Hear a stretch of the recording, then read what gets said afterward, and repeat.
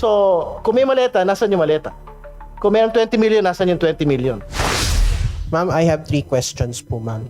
Ma'am, I talked to two people, one from Mindanao and one from Luzon. And they said na they hated the impeachment possible vice president. Ayaw nila na, hindi nila boses yung nangyari sa impeachment trial. Some of the Filipinos that voted for you don't agree with what's happening with the impeachment trial. What's your thought po na hindi lahat ng mga bumoto sa inyo or lahat ng constituents ninyo ay pabor sa impeachment trial? And again, 32 million voted for the vice president.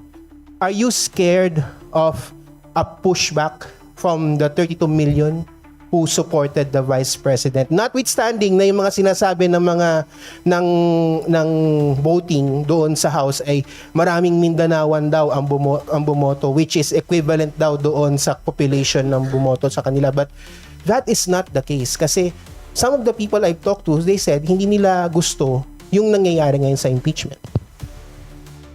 Alam mo kasi what you should remember, this is a constitutional duty. By duty, this is not our choice. This is obligatory on our part to push for this proceeding, no? This is not a question of gusto ba namin o ayaw namin. No. This is a duty and therefore we have no choice but to push forward. If I may add, Una ka, ma'am. thank you. This duty is bigger than all of us. This duty is enshrined and mandated by no less than the Constitution and actually imposed by the Filipino people. So this is bigger than any one of us, and this is bigger and far more primordial than any personal or political concerns.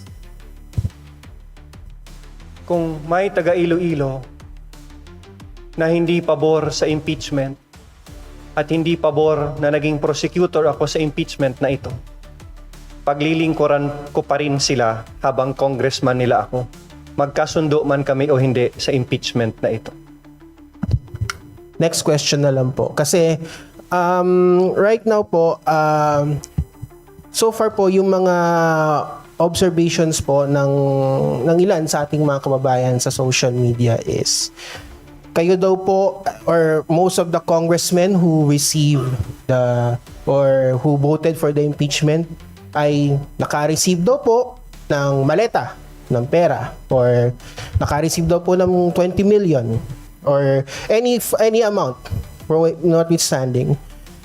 These are the people that na sinasabi din yun po na some of them are trolls. Pero of course, hindi naman lahat sila, yun ang paniwala nila. Yun ang paniniwala nila. How can you combat yung ganitong paniniwala na hindi nyo sinisiraan yung kanilang political or political thinking na hindi kami nagkakatanggap ng ganitong pera, pero hindi kami nakatanggap ng ganitong pera. We did this because we believe in the case. Una sa lahat, tingin ko hindi na dapat i-dignify yung question kasi it's basically an accusation without basis. Di ba, Red? So, kung may maleta, nasan yung maleta?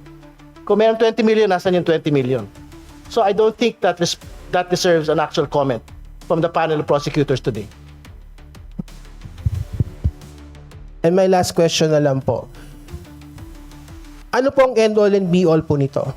I mean, people, sinasabi na nga, iba, dapat talunin na lang si Vice President Sara Duterte sa election. I mean, yun nga. I mean, dapat talunin na siya sa election kasi ang end all and be all nito is removal from office. She announced her role or she announced that she will run in 2028 elections, in the 2028 elections. Marami ang nagsasabi na pag nawala si Vice President Sara, a more friendlier Vice President would be appointed.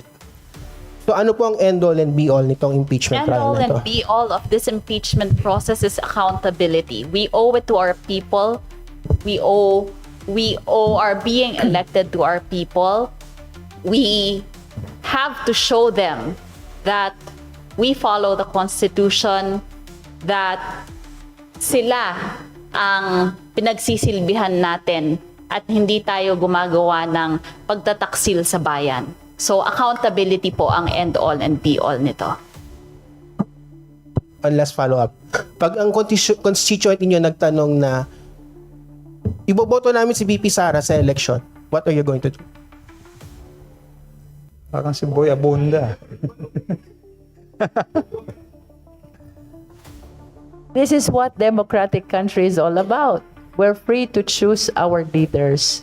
But please understand, the 11 prosecutors, we are simply responding to a constitutional duty. As a matter of fact, with all due respect to our constituents, this is not a question of natutuwa ba sila o hindi. Gusto ba nila o hindi. This is a duty which we really have to face. Thank you. Matred, for today's last question, we will call on Isaiah Miraflores of Billionario. Isaiah?